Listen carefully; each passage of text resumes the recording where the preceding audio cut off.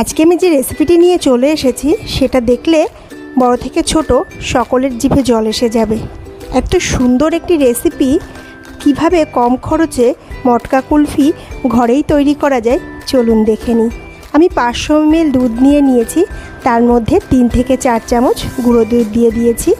এবার চিনি দিয়ে দিলাম 5 থেকে 6 চামচ, আর মেরি বিস্কুট গুঁড়ো করে রেখেছিলাম সেটাকে ধীরে ধীরে এর মধ্যে মিশিয়ে এইভাবে নেড়ে নিতে হবে।